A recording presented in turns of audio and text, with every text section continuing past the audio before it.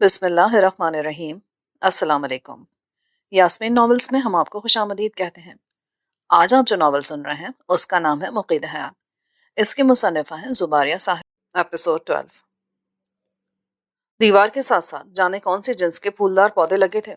فضا میں بڑی ہی مسحور کن خوشبو رقص کرتی پھر رہی تھی۔ ہم پھولدار پودوں کے ساتھ دب کے بیٹھے تھے۔ اب آگے بڑھیں یا یہیں بیٹھے رہنے کا ارادہ ہے؟ عارف نے بیزاری سے کہا۔ یہاں لازمی 2-4 پہرے دار موجود ہوں گے۔ پہلے ہمیں ان کی پوزیشن دیکھنا ہوگی اور ان کو ٹھکانے لگانا ہوگا۔ شیلندر بولا۔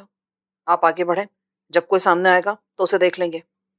عارف، عجلت میں اٹھا کے قدم ہمیشہ الٹے پڑتے ہیں، احتیاط اچھی چیز ہے۔ میں نے سنجیدگی سے کہا۔ تو یہاں بیٹھے رہنے سے کیا ہوگا؟ کیا وہ خود چل کر آئیں گے کہ لو بھائی ہم آ گئے، ہمیں ٹھکانے لگا دو؟ عارف، میں مہاراج کی خوابگاہ کا اندازہ لگانے کی کوشش کر رہا ہوں، کیونکہ پہرے دار ہوئے تو اس کے آس پاس ہی ہوں گے، عقبی طرف کھلنے والی کھڑکی کے قریب ہی کہیں۔ عارف چپ ہو گیا۔ کچھ دیر تک ہم سب دم سادے بیٹھے رہے۔ یہ دائیں طرف ذرا دیکھیں، مجھے لگتا ہے وہ کوئی انسان ہی ہے۔ شیلندر کی سرگوشی پر ہم لوگ دائیں طرف متوجہ ہو گئے۔ ہم سے کچھ ہی فاصلے پر وہ متحرک حیولہ دکھائی دے رہا تھا جو یقیناً پہرے دار ہی تھا۔ اس کا رخ ہماری سمت تھا۔ ہاں، یقیناً یہ کو پہرے دار ہے۔ راؤنڈ لے رہا ہے اور آ بھی ادھر ہی رہا ہے۔ ہم پھولدار پودوں میں سمٹنے لگے۔ مہر، ہوشیار۔ شیلندر نے سرگوشی کی اور ہم آہستہ آہستہ رینگتے ہوئے آگے بڑھنے لگے۔ تقریباً 20 قدم کا فاصلہ طے کیا ہوگا کہ شیلندر تیز سرگوشی میں بولا۔ ہوشیار، وہ پھر آ رہا ہے۔ اور ہم پودوں میں گھس کر بیٹھ گئے۔ پہرے دار بڑی ترنگ میں معلوم ہوتا تھا۔ دھیمی آواز میں کوئی غزل گنگنا رہا تھا۔ وہ ہمارے بالکل قریب آ گیا، محض 3 قدم کے فاصلے پر، اور پھر واپس پلٹ گیا۔ اس کے پلٹتے شیلندر اپنی جگہ سے اٹھا اور جھکے جھکے انداز میں اس کے پیچھے چل پڑا۔ خنجر اس کے ہاتھ میں تھا۔ اس بیچارے کے فرشتوں کو بھی علم نہ تھا کہ موت اس کے تعاقب میں نہ صرف چند قدم کے فاصلے پر ہے بلکہ دبے پاؤں اس کی طرف بڑھ بھی رہی ہے۔ شیلندر نے اچانک عقب سے اس پر چھلانگ لگائی اور اسے ساتھ لیے نیچے گھاس پر آ رہا۔ ہم سب تیزی سے آگے بڑھ گئے۔ اس غریب کا قصہ پاک ہو چکا تھا۔ شیلندر گھٹنوں کے بل ایک طرف بیٹھ گیا۔ پہرے دار بری طرح تڑپ رہا تھا۔ شیلندر نے خون آلود خنجر اس کے کپڑوں سے صاف کرتے ہوئے کہا۔ اسے پودوں کے عقب میں ڈالنا ہے اور ایک کارتوس والی پیٹی بھی اتار لو، ہو سکتا ہے کہیں ضرورت پڑ جائے۔ عدنان نے جلدی سے اس کی کمر کے گرد بندھی پیٹی اتار کر اپنی کمر سے باندھ لی۔ شیلندر اور عارف نے اس کا بحث ہوتا وجود اٹھایا اور پودوں کے عقب میں دیوار کے ساتھ ڈال دیا۔ ہم ایک بار پھر آگے رینگ گئے۔ تھوڑا آگے پہنچنے کے بعد ہمیں ایک بار پھر رکنا پڑا۔ کچھ ہی فاصلے پر ایک گھنے درخت کے نیچے سنگی بینچ پر 2 ہیولے بیٹھے دکھائی دے رہے تھے اور ان کے بولنے کی ہلکی ہلکی آواز ہمارے کانوں تک پہنچ رہی تھی۔ سب لوگ یہیں رکیں گے، مہر تم میرے ساتھ آؤ، شیلندر بولا اور آگے رینگ گیا۔ مہر بھی کسی ناگن کی طرح گھاس پر رینگتی ہوئی آگے بڑھ گئی۔ وہ دونوں ان کی پیٹھ پر پہنچ گئے۔ اچانک مہر اور شیلندر عقب سے ان دونوں پر جھپٹے۔ شیلندر کا خنجر والا ہاتھ بلند ہوا۔ ایک ہلکی سی چمک پیدا ہوئی تھی۔ مہر نے جھپٹ کر دوسرے کی گردن دبوچی۔ اس بیچارے کو علم بھی نہ ہوا کہ کب اس کی گردن ٹوٹ گئی۔ آگے کا راستہ صاف ہو چکا تھا، سو ہم جلدی سے آگے بڑھے۔ دونوں کے پھڑپڑاتے جسموں کو عدنان اور عارف نے اٹھا کر پودوں کے عقب میں ڈال دیا۔ کارتوسوں کی پیٹی ایک عدنان نے اپنی کمر کے ساتھ باندھی اور دوسری کندھے سے لٹکا لی، جبکہ ایک بندوق لاشوں پر پھینک دی گئی اور دوسری میں نے اٹھا لی۔ یہ ایک پیٹی مجھے دے دو عدنان، میں نے کہا تو اس نے ایسا ہی کیا۔ یقینی بات ہے کہ یہ کھڑکی مہاراج کی خوابگاہ کی ہے۔ شیلندر نے عقب میں نظر آنے والی کھڑکی کی طرف اشارہ کیا جس سے نائٹ بلب کی مدھم روشنی جھلک رہی تھی۔ پھر کیا ارادہ ہے؟ اب ہمیں اس کھڑکی سے اندر داخل ہونا ہے، مگر خیال رہے کوئی آہٹ پیدا نہیں ہونی چاہیے۔ ٹھیک ہے۔ ہم سب اکٹھے کھڑکی کی طرف بڑھے۔ سب سے پہلے شیلندر ہی اندر داخل ہوا، اس کے بعد مہر، پھر عقیل۔ وہ اندر پہنچے تو میں نے اپنی بندوق انہیں تھما دی اور خود بھی اچھل کر اندر داخل ہوا۔ پھر باری باری پروفیسر، عارف اور عدنان بھی آ گئے۔ عدنان نے وہ آہنی کھڑکی بند کر کے پردے کھینچ دیے۔ اچھی خاصی وسیع اور عریض خوابگاہ تھی۔ ہمارے قدموں تلے بڑا دبیز قالین تھا۔ دیواروں پر پردے جھول رہے تھے۔ ایک طرف جہازی سائز کے پلنگ پر مہاراج جی بڑے چوڑے ہو کر لیٹے نیند کے مزے لوٹ رہے تھے۔ نہ جانے کون سے جذبے، کون سے احساس کے تحت اسے دیکھتے ہی میرا خون رگوں میں کھول اٹھا۔ مہر فوراً اس کے سرہانے موت کی دیوی بن کر کھڑی ہو گئی، شیلندر اس کے دائیں طرف اور میں پائنتی کی جانب۔ شیلندر نے اشارہ کیا اور عقیل نے دیوار پر بٹن پریس کرنا شروع کر دیے۔ اچانک ہمارے سروں پر لٹکتا فانوس روشن ہو گیا۔ پوری خوابگاہ تیز روشنی سے لبالب ہو گئی۔ خدشہ تھا کہ آنکھ کھلتے ہی ہم لوگوں کو دیکھ کر وہ چیخ پڑے گا، مگر ہم نے اسے چیخنے کا موقع نہ دیا۔ روشنی کی کرنوں نے اس کے پپوٹوں پہ دستک دی تو اس نے کسمساتے ہوئے آنکھیں کھول دیں۔ ہم پر نگاہ پڑتی وہ بوکھلا گیا۔ اس نے ہڑبڑا کر اٹھنے کی کوشش کی، مہر ایسی ہی صورتحال کے پیش نظر اس کے سر پہ کھڑی تھی۔ اس نے عقب سے گردن دبوچی اور اپنی جانب کھینچ لیا۔ میں اچھل کر پلنگ پر چڑھا۔ مہر نے پتہ نہیں اس کی گردن کی کون سی رگ دبائی تھی کہ اس کا منہ غار کی طرح کھل گیا، مگر حلق سے چیخ نہ نکل سکی۔ میں نے برف رفتاری سے بندوق کی نال اس کے کھلے منہ میں گھسیڑ دی۔ عارب اور شیلندر نے جھپٹ کر اس کے دونوں بازو گرفت میں لے لیے اور میں نے اپنا پاؤں اس کی پنڈلی پر رکھ دیا۔ بس پل بھر میں وہ بری طرح ہمارے شکنجے میں جکڑا جا چکا تھا۔ اس کی آنکھیں حیرت و دہشت سے پھٹی کی پھٹی رہ گئیں۔ آواز نہیں رام پرساد، اگر تمہاری سانس کی آواز بھی بلند ہوئی نا تو یاد رکھنا دوسرے سانس سے پہلے تمہاری روح تمہارے اس غلیظ وجود کو دھتکار کر چلی جائے گی۔ مجھے اپنی آواز بڑی نامانوس لگی۔ رام پرساد نے اس بات میں تھرے لانے کی کوشش کی تو میں نے بندوق کی نال اس کے منہ سے نکال لی۔ مہر نے فوراً بائیں ہاتھ سے اس کی زلفیں گرفت میں لی اور دائیں ہاتھ سے خنجر اس کی گردن پہ رکھ دیا۔ اٹھو، ہمیں اپنے عجائب خانے کی سر کرا۔ کس کارن؟ کارن جاننے کے چکر میں جیون گنوا بیٹھو گے۔ تم لوگ تہخانے سے کیسے نکلے؟ بھیم سنگھ کہاں تھا؟ موت کی نیند سو رہا ہے وہ تہخانے میں، اور اگر تم نے زیادہ بک بک کی تو ہم مجبوراً تمہیں بھی موت کی نیند سلا دیں گے۔ اٹھو۔ وہ اٹھنے کی کوشش کرنے لگا تو مہر نے اسے چھوڑ دیا۔ اس کے کھڑے ہوتی عارف نے لپک کر اسے عقب سے دبوچا اور خنجر اس کی شارک پہ رکھ دیا۔ یہ سب تم لوگ اچھا نہیں کر رہے ہو، یہاں سے جیوت واپس نہیں جا سکو گے۔ فی الحال تم اپنی خیر مناؤ، چلو عجائب خانے کا دروازہ کھولو۔ مہاراج بائیں دیوار کے ساتھ موجود تجوری نما الماری کی طرف بڑھا۔ اس نے ہینڈل پر ہاتھ رکھا ہی تھا کہ شیلندر اس کی پسلیوں میں خنجر چبوتے ہوئے بولا، رام پرساد، اتنا ذہن میں رکھنا کہ اگر تم نے کوئی مکاری دکھانے کی کوشش کی تو ہمارے ساتھ جو ہوگا سو ہوگا، اس سے پہلے تمہاری آنتیں گلے کا ہار ہو جائیں گی۔ مہاراج نے گھبرائے ہوئے انداز میں شیلندر کی طرف دیکھا، پھر الماری سے پیچھے ہٹ گیا۔ وہ عجائب خانے کا راستہ ساتھ والے حال سے نیچے جاتا ہے۔ کافی سمجھدار ہو، چلو ادھر۔ مہاراج تیزی سے پلٹا۔ بغلی دیوار کے درمیان میں کافی کشادہ گیٹ نما خلا تھا جس میں لڑیاں جھول رہی تھیں۔ مہاراج اس طرف بڑھا۔ آ جاؤ سب۔ شیلندر کہتے کہتے چونک پڑا۔ میں نے اس کی نظروں کا تعاقب کیا تو ایک طرف کونے میں عدنان اور عقیل فریج کھولے بیٹھے سیب کھا رہے تھے۔ ہمیں دیکھ کر عدنان بولا، بھوک بہت شدید لگی ہوئی تھی نا، آپ لوگ چلیں، ہم آ رہے ہیں۔ عقیل جلدی جلدی منہ چلاتے ہوئے بولا، دیوی جی کیا آپ سیب کھائیں گی؟ عدنان نے مہر کی طرف دیکھتے ہوئے کہا، بے صبری نہیں ہوں تمہاری طرح، رزق سے منہ پھیرنے والے بے صبرے نہیں ناشکرے ہوتے ہیں۔ مہر اسے گھور کر خاموش ہو گئی۔ چلو اٹھو نہ دیدو، ہم یہاں کسی دعوت پہ نہیں آئے۔ میں نے کہا، ایک منٹ۔ عدنان جلدی سے بولا اور اٹھ کر ایک الماری کی طرف بڑھا۔ الماری کھول کر اس نے مہاراج کی قمیض نکالی اور پہن لی کیونکہ اس کا اوپری دھڑ بالکل ننگا تھا۔ وہ دوبارہ فریج کی طرف بڑھا۔ اب چل بھی پڑو، ہمارے پاس سمے بہت کم ہے۔ شیلندر بیزاری سے بولا، بس ایک منٹ۔ عدنان جلدی جلدی سیبوں سے جھولی بھرنے لگا۔ وقت کا ضیاع ہمارے لیے بہت خطرناک ہے، پروفیسر گمبھیر لہجے میں بولے۔ چلے، ہو گیا کام۔ عدنان نے جھولی سیبوں سے بھر لی تھی۔ اس نے قریب آ کر ایک سیب مجھے دیا۔ میں نے ایک نظر مہر کی طرف دیکھا۔ بھوک تو سب کو ہی لگ رہی تھی۔ میں نے وہ سیب اس کی طرف بڑھا دیا۔ اس نے شکریہ کہہ کر لے لیا۔ عدنان نے سب کو ایک ایک سیب دیا۔ ہم خوابگاہ سے ملحقہ اس ہال نما کمرے میں آ گئے۔ مہاراج نے ایک طرف دیوار پر لگی اپنے قد آدم تصویر کی طرف اشارہ کیا، ادھر سے راستہ جاتا ہے نیچے، سوچ لو۔ شیلندر نے خنجر اس کے سامنے لہرایا۔ ہاں، میں سچ کہہ رہا ہوں۔ تو ٹھیک ہے، آگے بڑھو۔ تصویر کا فریم سونے کا تھا اور فریم کے چاروں کونوں پر سونے کی ایک ایک آنکھ بنی تھی جن کی پتلیوں کی جگہ یاقوت سجائے گئے تھے۔ مہاراج نے ایک مخصوص انداز میں ان چاروں یاقوتوں کو گھمایا، پھر فریم کو بارڈر سے پکڑ کر کھینچا۔ فریم نے اپنی جگہ چھوڑ دی اور کسی دروازے کی طرح کھل گیا۔ اندر گہرا اندھیرا تھا، مگر فریم کے کچھ مزید کھلتے ہی کسی خودکار نظام کے تحت اندر روشنی پھیل گئی۔ کشادہ سیڑھیاں کہیں گہرائی میں جاتی تھیں۔ ان سیڑھیوں پر انتہائی قیمتی سرخ رنگ کا قالین بچھا تھا۔ چلو آگے بڑھو۔ عارف نے مہاراج کی کمر پہ گھٹنا مارا۔ وہ اندر داخل ہو گیا۔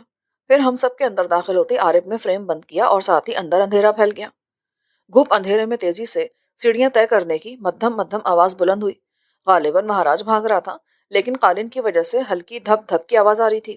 کھول دو، فریم کھولو۔ شیلندر کی تیز آواز ابھری اور عارف نے فوراً دروازہ کھول دیا۔ اندھیرا ایک بار پھر روشنی میں بدل گیا۔ مہاراج آخری زینے پر تھا۔ وہ دائیں طرف کو بھاگا اور نظروں سے اوجھل ہو گیا۔ رام پرساد، رک جاؤ ورنہ مارے جاؤ گے۔ شیلندر چیختا ہوا اس کے پیچھے لپکا۔ ہم سب بھی اندھا دھند زینے طے کرتے ہوئے نیچے پہنچے۔ یہ تقریباً 12 بائی 12 کا ایک کمرہ نما حصہ تھا جس کے دائیں ہاتھ دیوار کی جگہ ایک باریک سا پردہ دکھائی دے رہا تھا۔ پردے کے دونوں کونوں پر چاندی کے قد آدم مجسمے پڑے تھے۔ پردے کی حرکت بتا رہی تھی کہ مہاراج ادھر ہی گیا ہے۔ ہم بھی ایک لمحہ بھی ضائع کیے بغیر پردہ ہٹا کر دوسری طرف پہنچ گئے اور ہماری آنکھیں پھٹی کی پھٹی رہ گئیں۔ ایک جہان حیرت ہمارے سامنے تھا، ایک تحیر خیز دنیا بکھری پڑی تھی۔ وہ کوئی فسو نگری تھی جہاں ہم راستہ بھٹک کر پہنچ گئے تھے۔ کچھ ایسی آرائش و زیبائش تھی وہاں کی، ایسے ایسے نادر و نایاب اور عجیب و غریب نمونے اور حیرتوں کا سامان وہاں موجود تھا کہ ہم سحر زدہ سے ہو کر رہ گئے۔ ہمارے پاؤں جیسے دبیس قالین میں دھنس کر رہ گئے اور چند لمحوں کے لیے تو ہم مہاراج اور اپنے آپ تک کو فراموش کر بیٹھے۔ یہ ایک اچھا خاصا وسیع ہال تھا۔ ہمارے سامنے چند قدم کے فاصلے پر چونے کا بنا ہوا گوتم بدھ کا دیو قامت مجسمہ پڑتا تھا، جو گوتم بدھ کے گیان کے انداز کی عکاسی کرتا تھا۔ اس مجسمے کے ساتھ ہی ایک قطار کی صورت گوتم بدھ کے چند اور مجسمے استادہ تھے، کانسی، پیتل، چاندی اور سونے کے بنے ہوئے۔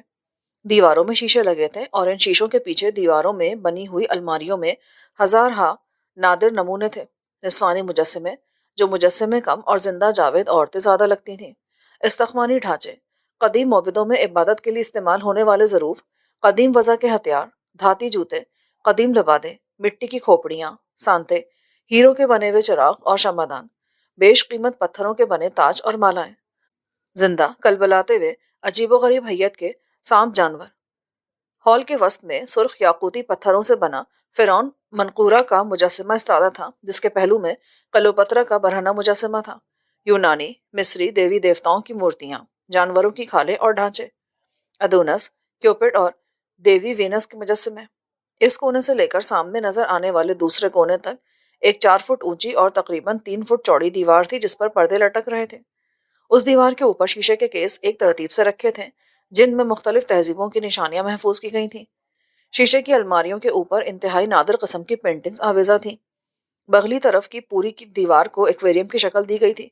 ایکویریم کیا، سمندر ہی تھا۔ ایسی انوکھی آبی مخلوقات اس میں نظر آ رہی تھی کہ چند ایک ایسی چیزیں تھیں جو میں نے آج سے پہلے کبھی نہیں دیکھی تھی۔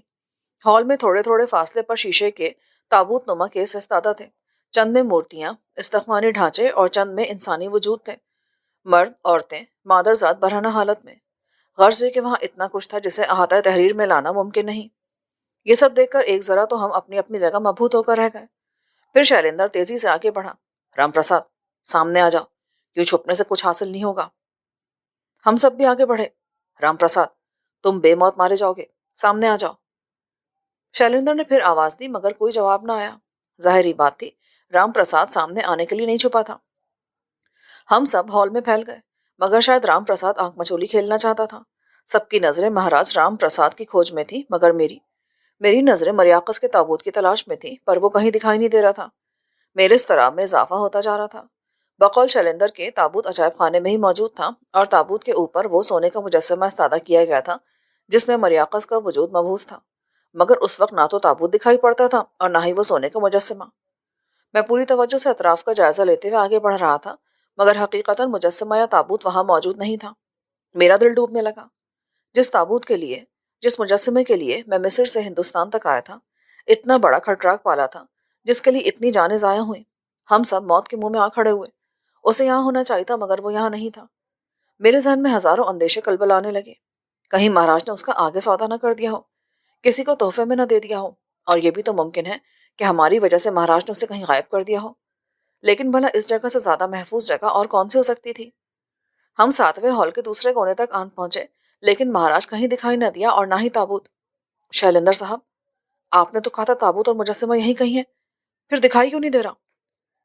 شیلیندر نے ایک نظر ہال میں دوڑائی، پھر بولا، ذرا مہاراج کو دیکھ لیں، ابھی معلوم ہو جائے گا۔ ٹھیک اسی وقت داخلی جانب سے ایک چھناکے کسی آواز بلند ہوئی تو سبھی چونک پڑے۔ مہاراج ایک طرف مجسموں کی اوٹ سے نکلا تھا اور بے دہانی میں پیتل کے مجسمے سے ٹکرا گیا تھا، اور وہ مجسمہ شیشے کے کیس پر گرا تھا۔ ایک لمحے کو مہاراج خود بھی بوکھلا گیا۔ اس نے پلٹ کر گھبرائے ہوئے انداز میں ہماری طرف دیکھا۔ عارب نے میرے ہاتھ سے بندوق جھپٹ کر اس پہ تان لی۔ مہاراج، اپنی جگہ سے ہلنے کی حماقت مت کیجیے گا، ورنہ بھیجا اڑا دوں گا۔ مہاراج نے یہی مناسب سمجھا کہ بھیجا اڑوا لیا جائے۔ وہ بجائے ساکت ہونے کے سیڑھیوں کی سمت بھاگ پڑا۔ ہمارے درمیان اتنا فاصلہ تھا کہ ہم اسے بھاگ کر نہیں پکڑ سکتے تھے۔ مہاراج کمرے والے پردے تک پہنچا ہی تھا کہ کمبخت عارب نے ٹریگر دبا دیا۔ دھماکے کی آواز سے کانوں کے پردے جھنجھنا کے رہ گئے۔ درمیان میں استادہ ایک تابوت نما شیشے کا کہیں چھناکا پیدا ہوا اور وہ ڈھیر ہو گیا۔ شیشے کے ٹکڑے قالین پر بکھر گئے۔ رام پرساد بھی لڑکھڑا کر گر پڑا۔ ارے احمق، یہ کیا؟ شیلیندر نے بوکھلائے ہوئے انداز میں کہا تو عارب پرسکون لہجے میں بولا، भागते हुए महाराज की लाश ही सही। अब यहाँ से फौरन निकलने की कोशिश करो, वरना हमारी लाशें भी नहीं मिलेंगी। शैलेंद्र ने खुश्क लहजे में कहा और सामने की तरफ दौड़ पड़ा। शैलेंद्र साहब, पर ताबूत किधर है? मैंने डूबते दिल के साथ पूछा तो शैलेंद्र रुक गया। शकील साहब, जान बची सो लाखों पाए, पहले जान बचाने की कोशिश करें। गोली की आवाज पर पूरे महल के सिपाही अभी यहाँ पहुंच जाएंगे। जिंदा बचकर निकल गए तो ताबूत के लिए दोबारा भी कोशिश की जा सकती है। भागे। और चारों नाचार मैं भी दौड़ पड़ा। अगर वो ऊपर जाकर दरवाजा बंद कर देता तो भी हम जिंदा ना बचते। आरिफ ने दौड़ते हुए सफाई देने की कोशिश की, मगर किसी ने कोई तबसरा नहीं किया। सबको अपनी जिंदगियों की फिक्र लाक हो गई थी। गोली महाराज के शोल्डर प्लेट में लगी थी और पार हो गई थी। वो कंधा थामे करहा रहा था। हम उसके सर पे पहुंचे तो वह हमें दहशत ज्यादा नजरों से देखने लगा। आरिफ ने रुकते हुए बंदूक उसकी तरफ सीधी की तो शैलेंद्र ने उसे धक्का दिया। क्या हिमाकत है, कुछ अकल से भी काम लो। जब एक धमाका हो ही गया तो फिर दूसरा भी सही, कम से कम इसका कुंडा तो हो जाए। आगे बढ़ो, शैलेंद्र ने तेज लहजे में कहा और हम दौड़ते हुए सीढ़ियों पर चढ़ गए। दो दो तीन तीन जीने फलांगते हुए ऊपर पहुंचे। खाबका का दरवाजा बुरी तरह पीटा जा रहा था और बाहर रंग बिरंगी आवाजें बुलंद हो रही थी। ऊपर रोशनदान से सुबह सादिक की दूधिया रोशनी छन छन कर आ रही थी। शैलेंद्र बर्क रफ्तारी से दीवार की आनी अलमारी की तरफ बढ़ा। उसने दोनों पट खोले और बैठकर अलमारी के निचले खाने से कुछ तलाश करने लगा। अचानक पाए बाग वाली खिड़की को किसी ने धड़धड़ा दिया। हमारे दिल उछलकर हलक में आ गए। दरवाजे पर भी दुश्मन, अकबी खिड़की पर भी दुश्मन। हम चूहों की तरह ख्वाबगाह के चूहेदान में फंस के रह गए थे। शैलेंद्र, क्या ढूंढ रहे हो? अकील ने तेज लहजे में पूछा, मगर उसने कोई जवाब न दिया। वो पागलों की तरह अलमारी के खाने में हाथ मारा था। अचानक एक छनाके की आवाजें और शीशे की किरचियां ख्वाबगाह में बिखर गईं। खिड़की खूंखार चेहरों से भरी हुई थी। अदनान और आरिफ दोनों ने झटके से बंदूकें सीधी की, मगर फायर सिर्फ आरिफ ने किया। एक धमाका और चंद चीखें बुलंद हुई और खिड़की का फ्रेम खाली हो गया। ठीक उसी वक्त शैलेंद्र के हलक से एक मुसरत अंगेज आवाज खारिज हुई और अचानक वो अलमारी अपनी जगह छोड़ गई। अब उसकी जगह एक तारीख खला दिखाई दे रहा था। आओ, जल्दी करो, शैलेंद्र बोला और हम उस खला में दाखिल हो गए। सबसे आखिर में शैलेंद्र अंदर आया। 12 जीनों के बाद हमवार फर्श था, मगर अंधेरा इतना ज्यादा था कि कुछ सुधाई नहीं देता था। फिर अंधेरे में एक हल्की सी चटक की आवाज उभरी और अंधेरा रोशनी में बदल गया। अलमारी अस खुद मैकान के अंदाज में सुकड़ती हुई अपनी जगह वापस आ गई और खला बंद हो गया। हमारे सामने एक तवील सुरंग नुमा रास्ता था, जिसमें थोड़े थोड़े फासले पर बल्ब रोशन थे। आओ, शैलेंद्र सुरंग में दौड़ पड़ा। अब जितनी जल्दी मुमकिन हो सके हमें रामपुर की हदूद से निकल जाना चाहिए, वरना पछताने का भी मौका नहीं मिलेगा। तुम्हें इस रास्ते का इल्म कैसे हुआ? अकील ने पूछा। मुझे दोनों रास्तों का पता था, इसलिए जब राम प्रसाद अलमारी की तरफ बढ़ा तो मैंने उसे टोक दिया था। सुबह की रोशनी फैल गई है और खतरा भी। प्रोफेसर की बात पर अदनान ने दौड़ते दौड़ते एक जरा घूर कर उन्हें देखा और फिर नजरें हटा ली। बेचारे के सेब खाबगाह में ही गिर गए थे।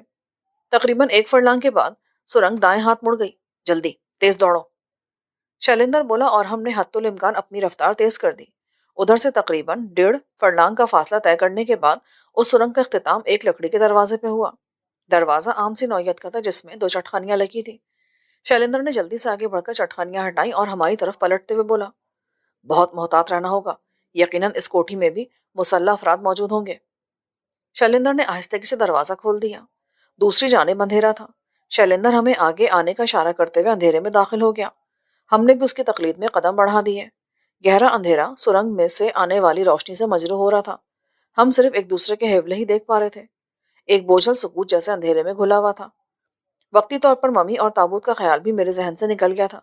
दिमाग में सिर्फ इतनी सोच सांस ले रही थी कि महाराज बुरी तरह जख्मी हुआ है और अब उसके सिपाही शिकारी कुत्तों की तरह हमारे पीछे दौड़ पड़ेंगे। उनसे बचने के लिए हमें जल्द से जल्द रामपुर की हदूद से बाहर निकलना है। अचानक दाएं जानिब से रोशनी का सैलाब उमड़ पड़ा और हम सब उछल पड़े। शैलेंद्र एक बड़ा सा पर्दा उठाए खड़ा था।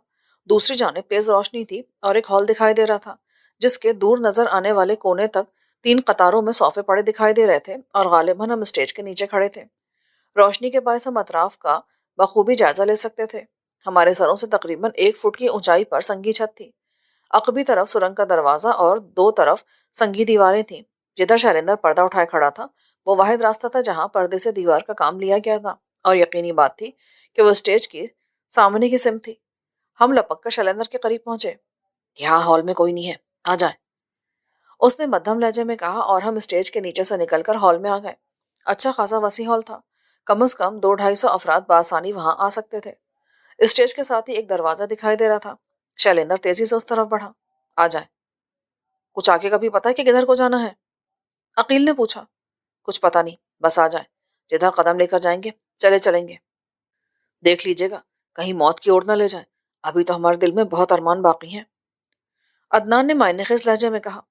चिंता ना करो बरखुरदार, प्राण के साथ साथ अरमान भी परवास कर जाएंगे।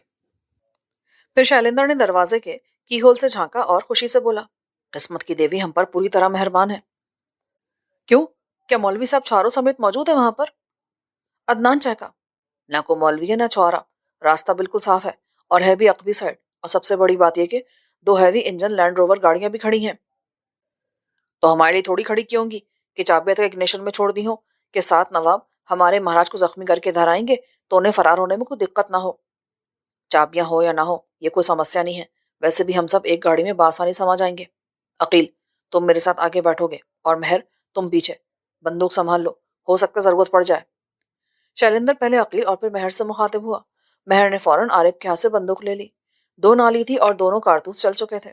मैंने अपनी कमर से बंधी कारतूस की पेटी उतारकर मेहर को थमा दी, जो उसने अपनी नाजुक सी कमर के गिर्द कस ली और बंदूक लोड कर ली। शैलेंद्र ने दरवाजा खोला और बाहर झांकने लगा। आ जाओ। दरवाजे से बाहर निकलते एक तवील बरामदा आता था, जिसका अख्तिताम दाएं हाथ काफी दूर जाकर एक दरवाजे पर होता था, जबकि बाएं हाथ भी चंद कदम के फासले पर एक कमरा दिखाई दे रहा था, जिसका दरवाजा बंद था। बरामदे के साथ ही आगे दो गाड़ियां खड़ी थीं, जिनकी दूसरी तरफ एक वसी ग्रासी प्लॉट मौजूद था, जिसकी हदबंदी फूलदार पौधों और बेलों से की गई थी। प्लॉट की दूसरी जानिब उस इमारत का अहाता करती एक बुलंद फसील थी, जिसे बासानी फलांगना मुमकिन नहीं था, और वैसे भी उस दीवार तक पहुंचना खतरे से खाली नहीं था। उजाला पूरी तरह फैल चुका था, मगर अभी सूरज तुलू होने में कुछ देर बाकी थी। शैलेंद्र, मेरा ख्याल है कि हमें दीवार फलांग कर निकल जाना चाहिए। अगर हम गाड़ी इस्तेमाल करेंगे तो यहाँ मौजूद लोगों को फौरन पता चल जाएगा और हमारे लिए फरार होना बहुत मुश्किल हो जाएगा, और फिर गेट भी तो बंद होगा। हम गाड़ी लेकर निकलेंगे किधर से? अकील बोला। नहीं, ये और भी ज्यादा खतरनाक साबित होगा।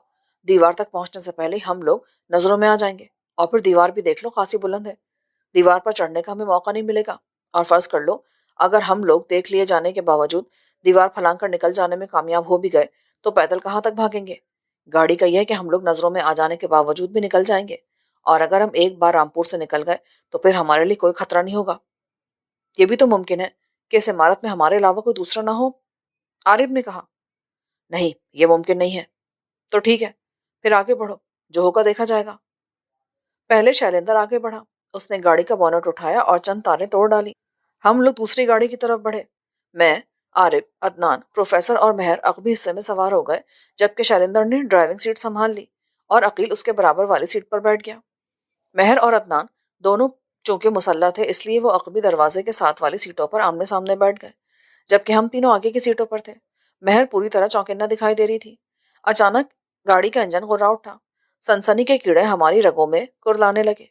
गाड़ी ने खफीफ से झुरझुरी ली और टर्न लेती हुई इमारत के दाएं संग बढ़ गई। अनजाने अंदेशों ने हमारे हलक खुश कर डाले थे। गाड़ी ने बर्क रफ्तारी से रुख बदला और इमारत की दूसरी जानिब घूम गई। फिर अचानक एक धमाका हुआ। एक छनाके की आवाज बुलंद हुई और विंडस्क्रीन की किरचियां उड़कर अकबी हिस्से तक आई। गाड़ी बुरी तरह डगमगाई। मेरा दिल उछलकर हलक में आ गया। एक धमाका हुआ, मगर गोली ना जाने किधर निकल गई। अलबत्ता गाड़ी की डगमगाहट और बढ़ गई। होशियार! शैलेंद्र चीखा।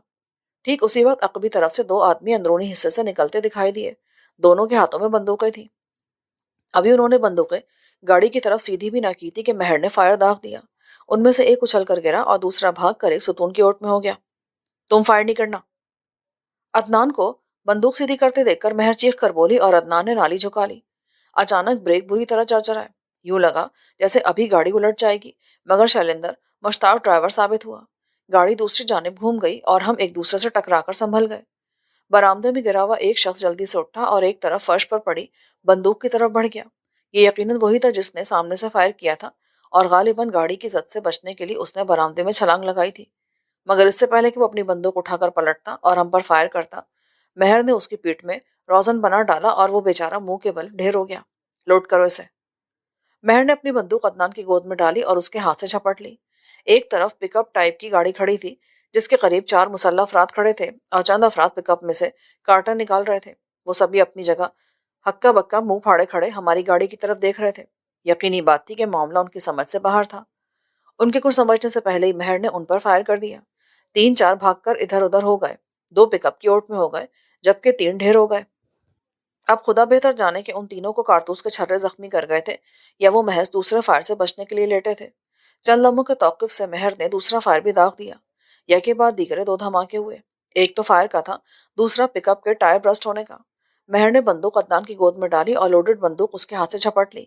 اچانک بلند ہونے والی شریندر کی دھاڑ نے ایک لمحے کو تو ہمیں بوکھلا دیا۔ مہر! بیک وقت ہم پانچوں نے اگلی جانب دیکھا۔ میرا دماغ تو بھگ سے اڑ گیا۔ کچھ فاصلے پر ایک بڑا سا سلاخ دار گیٹ تھا اور اس گیٹ کے سامنے کھڑا چوکیدار اپنی بندوق ہماری گاڑی کی جانب سیدھی کر رہا تھا۔ لمحے کے ہزارویں حصے میں نے اسے دیکھا۔ مہر آسمانی بجلی کی طرح ایک جھٹکے سے اپنی جگہ سے اٹھی۔ بندوق کی نال میرے سامنے سے فرنٹ کی جانب بڑھی اور ایک ساتھ دو دھماکے ہوئے۔ گاڑی دو ٹائروں پر اس بری طرح لہرائی کہ میں اپنی سیٹ سے اچھل کر عارف سے ٹکرایا اور مہر لڑکھڑا کر میرے ہی اوپر آن گری۔ یہ اندازہ کرنا محال تھا کہ پہلے گاڑی لہرائی تھی یا فائر ہوئے تھے۔ مہر کے فائر نے میرے کانوں کے پردے جھنجھنا کے رکھ دیے۔ دماغ کے اندر گھنٹیاں سی بجنے لگی۔ سنبھلو! شیلندر ایک بار پھر چیخا۔ ابھی ہم سب اٹھ ہی رہے تھے کہ گاڑی ایک دھماکے کے ساتھ گیٹ سے ٹکرائی۔ پروفیسر، عدنان اور عارف بھی مجھ سے آن ٹکرائے۔ میرے سر اور گھٹنے پر شدید چوٹ آئی۔ گاڑی برق رفتاری سے ریورس ہوئی۔ مہر اور عدنان پھرتی سے پیچھے ہٹے، البتہ میں نے نیچے بیٹھے بیٹھے ہی مضبوطی سے سیٹ کو تھام لیا۔ ٹھیک اسی وقت عقبی جانب سے یکے بعد دیگرے چار فائر ہوئے۔ عدنان کے حلق سے ایک اذیت آلود کرہ خارج ہوئی اور وہ نیچے گر گیا۔ عدنان، تم ٹھیک تو ہو؟ عارف نے تیز لہجے میں کہا۔ عدنان! میں اس سے زیادہ کچھ نہیں کہہ سکا۔ میری نظریں اس کے کولے سے چپک کر رہ گئی تھی جس سے خون ابل رہا تھا۔ مہر نے اندھا دھند عقبی سمت فائر جھونک دیا۔ گاڑی ایک جھٹکے سے رکی، پھر بندوق سے نکلی ہوئی گولی کسی تیزی سے گیٹ کی جانب دوڑ پڑی۔ مہر بندوق لوڈ کر رہی تھی۔ عارف لپک کر عدنان کے قریب ہو گیا جس کے چہرے پر شدید تکلیف کے آثار نمایاں تھے۔ گاڑی ایک بار پھر دھماکے کی آواز سے گیٹ سے جا ٹکرائی۔ دھچکا کو ایسی شدت کا تھا کہ یوں لگا جیسے آسمان ٹوٹ کر زمین پر آن گرا ہو۔ مہر کے قدم اکھڑ گئے۔ عارف پشت کے بل گرا اور پروفیسر کے حلق سے بھی ایک بے معنی سی آواز نکل گئی، مگر اس دفعہ نہ تو گاڑی ریورس ہوئی اور نہ ہی رکی۔ گیٹ اکھڑ گیا تھا۔ جہاں گیٹ کے راڈ وغیرہ ستونوں میں نصب تھے وہاں سے سیمنٹ اور اینٹیں اکھڑ گئی تھیں۔ تقریباً 20 قدم تک گاڑی گیٹ کو دھکیلتی ہوئی لے گئی، پھر گیٹ ایک طرف گر پڑا اور گاڑی ڈولتی ہوئی آگے بڑھی۔ کچھ اندازہ نہیں تھا کہ ہم رامپور کے کون سے حصے میں ہیں اور آگے کس سمت جانا ہے، لیکن شیلندر کو یقیناً اس کا علم تھا اور اب یہ ذمہ داری بھی اس کی تھی۔ میں سرک کر عدنان کے قریب ہوا۔ شدت ضبط سے اس کے جبڑے کی ہڈیاں ابھری ہوئی تھیں اور تکلیف کی شدت سے اس کا پورا وجود آہستہ آہستہ لرز رہا تھا۔ Adnan, are you all right? میرا یہ جملہ اضطراری تھا۔ عارف اور مہر بھی قریب ہی بیٹھ گئے۔ شکیل صاحب، لگتا ہے کہ گولی کولے کی ہڈی کو توڑ گئی ہے۔ اس کی آواز کپ کپ آ رہی تھی۔ اس کا نچلا دھڑ خون میں لت پت ہو چکا تھا اور گاڑی کا فرش بھی رنگین ہو رہا تھا۔ شکیل صاحب، خیریت تو ہے نا؟ شیلندر نے عقب نما آئینے میں دیکھتے ہوئے پوچھا۔ میرے بولنے سے پہلے مہر تیز لہجے میں بولی۔ انکل، عدنان کو گولی لگ گئی ہے، خون بھی بہت تیزی سے بہہ رہا ہے، گاڑی تیز چلائیں، ہمیں فوراً کسی ہاسپٹل تک پہنچنا ہوگا۔ اس کے لہجے میں اضطراب تھا، خوف آلود اندیشے تھے اور چہرے پر شدید فکر مندی اور پریشانی کا نقشہ کھنچ گیا تھا۔ اس کا یہ روپ ہمارے لیے نیا تھا۔ کیا گھاؤ خطرناک ہے؟ عقیل نے تشویش سے پوچھا۔ گولی کولے کے اندر رہ گئی ہے اور غالباً ہڈی کو توڑ گئی ہے۔ اگر فوراً آپریٹ نہ کیا گیا تو بارود کا زہر پھیلنا شروع ہو جائے گا۔ میں نے ہونٹ کاٹتے ہوئے کہا۔ میں دیکھ چکا تھا کہ خون ایک طرف سے بہہ رہا ہے۔ یقینی بات ہے کہ گولی اندر تھی، پھر کولے کو ہاتھ لگانے سے ہی عدنان تڑپ اٹھتا تھا، جس کا مطلب تھا کہ ہڈی میں فریکچر آیا ہے۔ شیلندر، کیا یہاں نزدیک کو ہاسپٹل نہیں ہے؟ نہیں، اور ہاسپٹل تک پہنچنے کے لیے ہمیں کم از کم بھی 3 گھنٹے چاہیے۔ بہت دیر ہو جائے گی، عدنان کا خون بہت تیزی سے بہہ رہا ہے، اگر بروقت طبی امداد میسر نہ آئی تو اس کی جان کو خطرہ ہو سکتا ہے۔ ان علاقوں میں کوئی ہاسپٹل نہیں ہے، چھوٹی سی ایک ڈسپینسری ہے اور وہ بھی راج محل کے قریب، اور وہاں سے بھی سے کوئی خاص فائدہ نہیں ہوگا، جبکہ اسے فوری آپریشن کی ضرورت ہے۔ اس کے لیے ہمیں جلد از جلد شہر تک پہنچنا ہوگا اور اس میں ہمیں 3 گھنٹے تو لگ ہی جائیں گے۔ انکل، آپ کچھ کریں نا پلیز۔ مہر بے قراری سے بولی۔ بیٹا، میں مجبور ہوں، کچھ نہیں کر سکتا، بس تم پرارتھنا کرو، آپ لوگ بھی دعا کریں۔ شیلندر نے گمبھیر آواز میں کہا۔ مہر متفکر نظروں سے عدنان کو دیکھنے لگی۔ اس کی آنکھوں میں ایک معصوم بچے کی سی بیچارگی سمٹ آئی تھی۔ آپ اتنی پریشان کیوں ہو رہی ہے؟ عدنان نے اس کی طرف دیکھتے ہوئے مسکرانے کی کوشش کی، لیکن مسکراہٹ بھی جیسے اسے بوجھ محسوس ہوئی تھی۔ اس کی پیشانی پر پسینے کے ننھے ننھے قطرے چمکنے لگے تھے۔ کیونکہ میں بھی انسان ہوں، سینے میں دل رکھتی ہوں، پتھر نہیں۔ چلو، ذہن سے بوجھ تو ہٹا۔ कैसा बोझ? यही कि आपके सीने में भी दिल है, वरना मैं तो अब तक यही समझता रहा था कि आपके सीने में दिल की जगह पत्थर है। तंज कर रहे हो मुझ पर? नहीं, मेरी ऐसी मजाल कहा। मैं तो बस यूं ही अपना ख्याल जाहिर कर रहा था। अचानक गाड़ी को एक छोटा सा जंप लगा। अदनान के मुंह से चीख निकल गई। तकलीफ जब्त करने की कोशिश में उसके जबड़े भींच गए। आंखें उबल पड़ी। चेहरे और गर्दन की रगें उभर आईं। महर सरक कर उसके करीब हो गई। हौसला करो अदनान, मर्द हो तुम। आरिफ ने मजबूत लहजे में कहा। मर्दान की हवा हो गई आरिफ भाई। अदनान ने मुस्कुराने की कोशिश की, मगर करहा के रह गया।